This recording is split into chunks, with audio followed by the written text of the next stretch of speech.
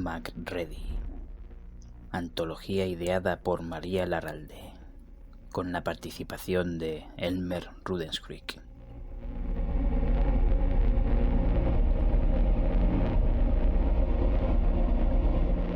Esta antología está dedicada con afecto creador a John Carpenter.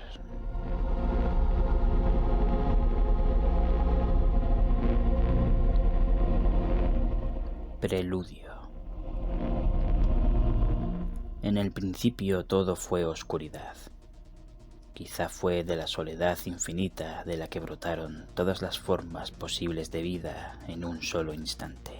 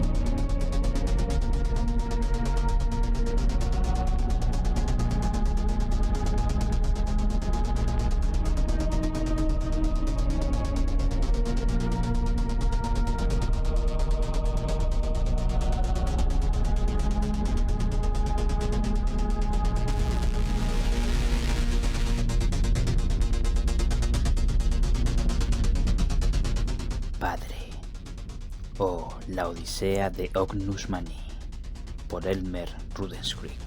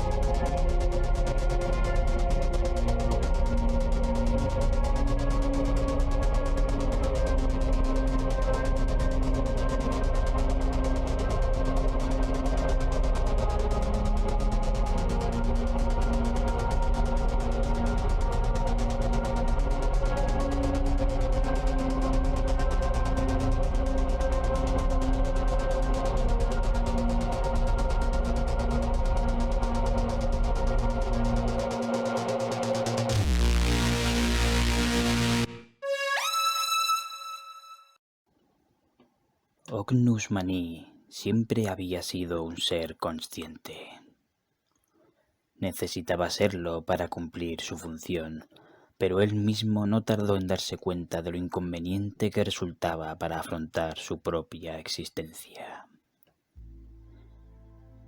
Ognus había sido cultivado en su plataforma de operaciones, que no era otra cosa que una suerte de gran bañera con una mitad descubierta para permitir el necesario desarrollo de su tórax y cerebro, y otra cerrada y llena de gruesas conducciones, dentro de las cuales se desarrollaría la mayor y más importante parte de su ser. Las células cultivadas y diseñadas a voluntad por sus dueños le hacían crecer unido al metal, y la altísima tecnología de fusión cuántica de la materia que utilizaban y que tan lejos estaba él de comprender, le hacía tan parte de su plataforma de operaciones, es decir, la bañera, como a la bañera, parte indivisible de él. Cuando algún técnico de mantenimiento manipulaba o tan solo tocaba la superficie metálica de la plataforma en cualquier lugar, Ognus Mani sentía escalofríos vibrando a lo largo de todos sus huesos. Un cosquilleo que, aunque agradable por sí mismo, había ido volviéndose más amargo con la costumbre y el lento transcurrir del largo tiempo, al hacerse cada vez más consciente del significado de aquel contacto con otros seres vivos. La casualidad, la causalidad, la rutina del desempeño, era lo que generaba aquel contacto leve, breve o, cuando persistente, repetitivo o duradero, siempre inconsciente respecto a Ognus, negligente en cuanto a todas sus necesidades inherentes como ser vivo y pensante. Ognus, con cada nuevo contacto contra el metal, que en realidad también era su piel, sentía crecer en la distancia de un nuevo universo el espesor de la barrera que le separaba de la raza de sus creadores. Ognus Mani tenía nombre, pero no voz.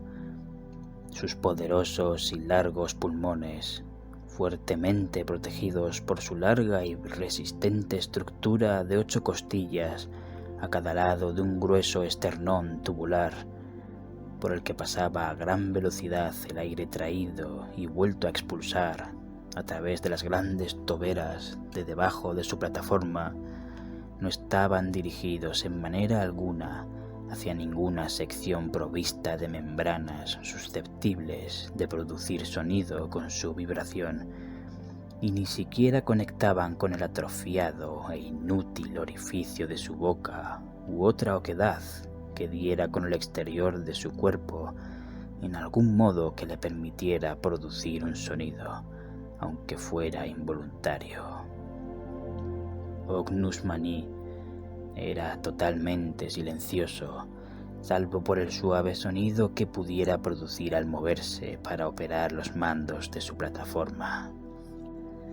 Así que, impedido por su incapacidad de expresarse, Ognus, cuyo lento metabolismo no le permitía realizar movimientos bruscos o rápidos que le permitieran comunicarse de manera alguna que no pusiera a prueba la paciencia de sus creadores, e impelido por la necesidad genética de dedicarse por completo a sus tareas, aprendió a conformarse y disfrutar de la experiencia de los largos viajes espaciales.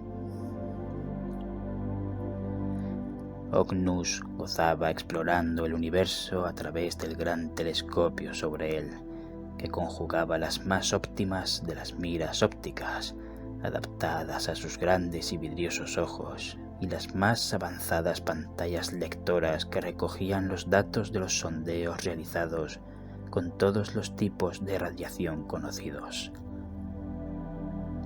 Ognus, que experimentaba la vida con increíble lentitud, sentía la labor de pilotar las grandes y muy diferentes naves en las que sus creadores montaban su plataforma de operaciones como unos vertiginosos viajes en los cuales apenas le daba tiempo a contemplar y maravillarse de todo lo que podía alcanzar a ver. Según iba viajando más y más, Ognus empezó a dejar de lamentar su soledad y a considerarse un elemento más del espacio, una forma tan inmortal y maravillosa como parecían serlo los infinitos soles y el número elevado a una potencia igual de infinita de planetas. Como cuanto sabía Ognus Mani sobre la vida se limitaba a cuanto sabía hacer por el instinto programado en sus genes y a cuanto recogía por su propia experiencia, se imaginaba que dentro de cada objeto estelar se hallarían otros operadores como él, encargados de seguir los planes de vuelo de todos los elementos del universo. Suponía que todo pertenecía a sus creadores y que todo ello, como él mismo, estaba sujeto a una estricta organización.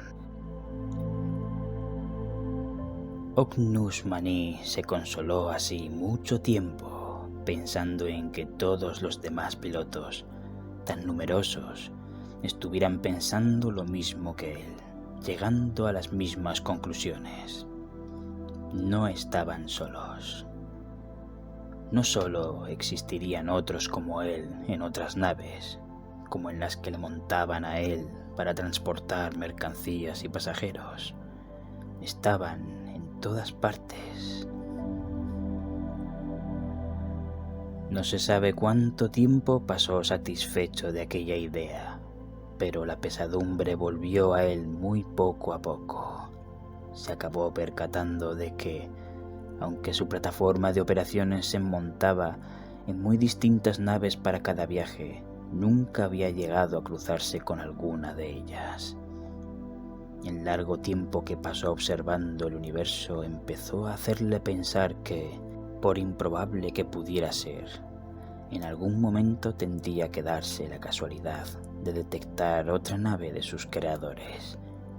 Y como aquello nunca pasaba, empezó a considerar que, en realidad, quizá estuviera solo, que él fuera el único operador, que no existiera otro ser que experimentara y pensara lo mismo que él.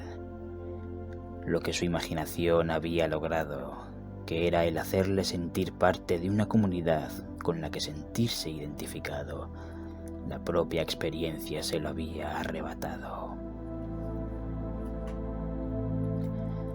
Volvió a sumirse en una larga melancolía que, con el tiempo, se tornó auténtica depresión.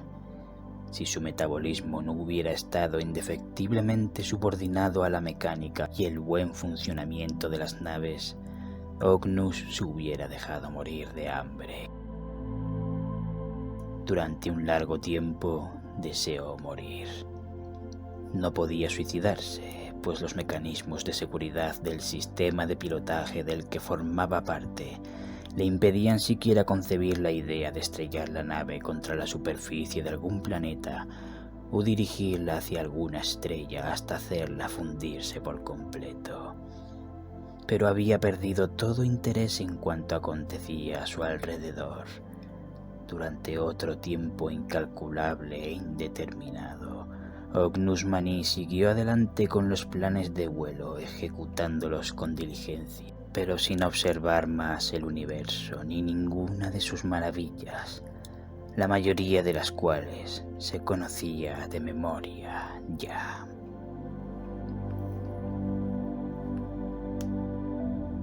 De pronto, Ognus Mani salió de su ensimismamiento. Lo hizo de una manera tan lenta como lo hacía todo. En uno de sus viajes llegó a su destino, la órbita baja de un pequeño planeta oscuro, el antepenúltimo de un sistema solar de gran sol rojizo. Tenía la instrucción de esperar allí con su nave la carga de mineral y la subida a bordo de los trabajadores que abandonarían el asentamiento. Ognus esperó y esperó, pero nada ocurrió. Ninguna lanzadera despegó desde aquella oscura atmósfera. Trató de comunicarse con alguien en la superficie mediante el sencillo y limitado sistema de informe de posición y espera, pero no recibió confirmación alguna. Ognus continuó esperando, manteniendo la órbita baja con destreza profesional, lo que él consideró un tiempo razonable y que sobrepasaba por mucho la esperanza de vida de la mayoría de las criaturas pensantes existentes en el vasto universo.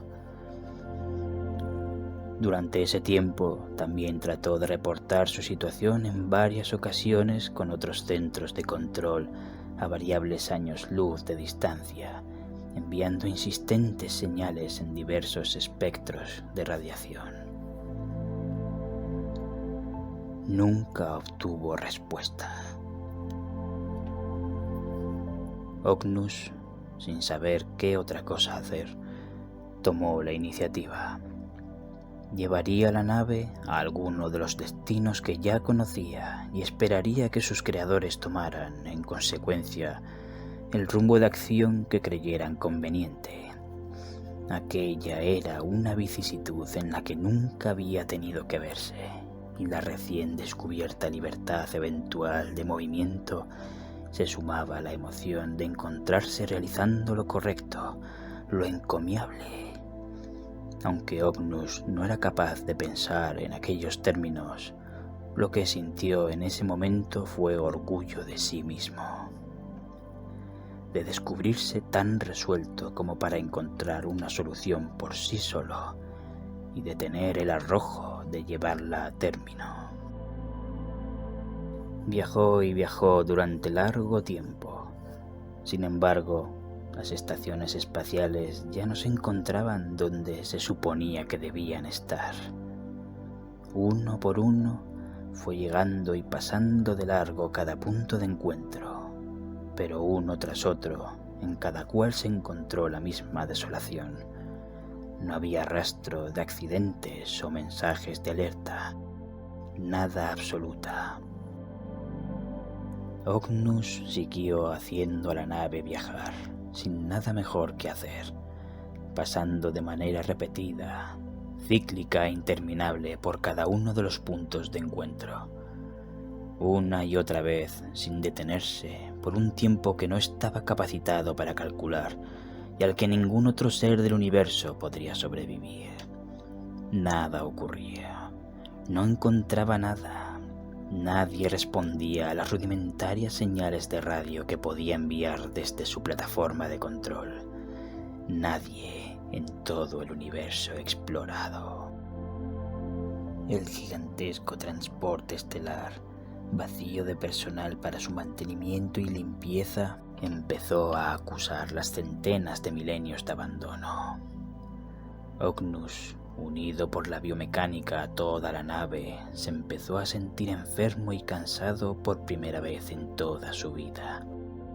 Los brazos le temblaban cada vez que intentaba operar los mandos, y el esternón tubular vibraba cada vez que respiraba, trufado como estaba en su interior de espesas mucosidades que sus pulmones acumulaban. Eran del polvo aposentado en las toberas de debajo de su plataforma, aquellas desde las que cogía aire. La humedad de su aliento expulsado se cristalizaba en el reborde de las oquedades. Ognus estuvo un par de cientos de años pasando verdadero frío. No lo sabía, pero los sistemas de soporte vital habían dejado de funcionar hacía tiempo. El aire ya no era reciclado. La temperatura no se mantenía. Poco a poco, la sustancia que su cuerpo podía procesar en sus grandes pulmones iba acabándose del aire, y la temperatura del interior había ido disipándose muy poco a poco a través de las gruesas y calcáreas paredes, perdiéndose en el vacío como una leve radiación invisible.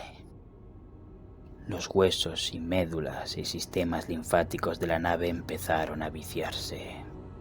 Los fluidos de las partes puramente mecánicas comenzaron a filtrarse por las conducciones orgánicas que hacían de toda ella parte indivisible de su piloto. La nutrición de Ognus Mani empezó a fallar. Su cuerpo, en la parte oculta de la plataforma, comenzó poco a poco a hincharse de aceites lubricantes que sus órganos no podían procesar. Úlceras por la corrosión de los ácidos de baterías empezaron a disolverle desde dentro, haciéndole durante cientos de años lagrimear de verdadero dolor. Ognus había hecho funcionar sus lacrimales en alguna otra ocasión, cuando proyecciones del ambiente se le adherían a sus grandes y oscuros globos oculares, pero ahora se enjugaba con las manos aquellas lágrimas que nunca dejaban de salir. Sufría dolores tan intensos que Ognus Mani pasó el resto de su tiempo sin poder pensar en otra cosa. Sintió cómo poco a poco su cuerpo allí dentro se abultaba. De maneras periódicas, notaba crecer muy lentamente partes duras y enquistadas que parecían latir al son de su gran corazón. Con indescriptible alivio llegaba siempre el momento en que las sentía deshincharse de manera súbita, mientras una nueva humedad espesa le sumía por allí debajo en una reconfortante calidez que no tardaba en volverse un incómodo y agudo frío. A pesar de que la humedad de sus pústulas abiertas se volvía tan fría y molesta, Ognus no tardó en acostumbrarse a esperar con ansia aquellos brevísimos y reconfortantes momentos en que sus propias vísceras reventaban, otorgándole algo de calor.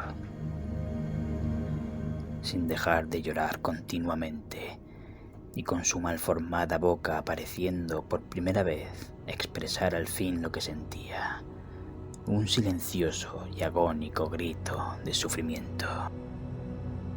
Mientras el sistema auxiliar automático empezó a emitir la alarma de infección inmunológica de sus sistemas biomecánicos, una alerta a la que nadie respondió en todo ese tiempo.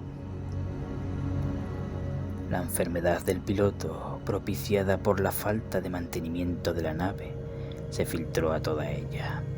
El sobrepasado sistema inmunitario de Ognus Mani fue replicado por toda la estructura. Las partes orgánicas del navío espacial, funcionando mal y como un reflejo del sistema vital de su piloto, generaron muy poco a poco sus propias defensas. Durante conjuntos de miles de años, formas microscópicas evolucionaron desde las células fusionadas a nivel cuántico de los sistemas biomecánicos. Nuevos seres orgánicos, compuestos de pieles con cualidades entre calcáreas y plásticas, proliferaron albergando en sus interiores órganos que procesaban sustancias tan corrosivas como los ácidos de las pilas atómicas autorreciclables de la máquina espacial, que era su medio ambiente natural. La evolución siguió su curso. Una pequeña variedad de especies de distintas naturalezas se enfrentaron durante conjuntos de siglos, hasta que proliferó y permaneció una sola. El resultado de la depredación y la resistencia a los cada vez más escasos recursos del medio que era la nave acabaron seleccionándolo. Un parásito que se desarrollaba en su primera etapa dentro de los demás acabó quedando solo en su adultez. Durante décadas, mientras maduraba y envejecía, se alimentó de los restos podridos de las demás especies y de algunos de sus congéneres. Cuando terminó con todo, mientras seguía creciendo, empezó a devorar la médula dentro de los huesos que formaban algunas partes del desolado cascarón vacío que pilotaba Ognus Mani. La materia cuántica mixta e infectada lo hizo enfermar, y nuevas formas de vida vencieron a su propio sistema inmunológico. Murió devorado desde dentro. Sus restos dieron, como frutos, huevos de nuevas formas de vida. Los huevos crecieron rápidamente y dieron a luz. Las criaturas parásitas que nacían recorrían la nave, perdidas, buscando algún ser dentro del que depositar el embrión, pero morían sin lograrlo, excediendo su corto tiempo de vida. Sin embargo, un parásito hizo algo que no se podría considerar exactamente deliberado, pero que resultó una genialidad para las características de su naturaleza. Envolvió con sus fuertes patas uno de los huevos adyacentes y filtró dentro al embrión. Al principio no pasó nada. El parásito se soltó del huevo y murió, incapaz de discernir si había cumplido o no su función. Sin embargo, el embrión creció alimentándose de las mismas sustancias en las que crecían los parásitos. Luchó con el inquilino original, devorándolo, cuando necesitó algo más que fluidos. Llegó el momento en que salió del huevo, destrozándolo sin esfuerzo, triunfante. Usando el nido de huevos como base de aprovisionamiento, empezó a alejarse cada vez más, explorando la gigantesca nave. Se perdió por su inmensidad, buscando algo más que matar, alejándose hasta el punto de que ya no supo volver y muriendo en algún rincón oscuro, estéril y frío. Sin embargo, antes de eso, el ser había intentado devorar a un parásito que había logrado zafarse a costa de perder 3 de sus 8 patas. Con su primordial instinto azuzándole, se escabulló por la curva pared que se levantaba desde el nido de huevos y subió. Usó el rastro de ácido que supuraba de sus heridas para abrir un agujero en el material metálico del techo y pasó al otro lado.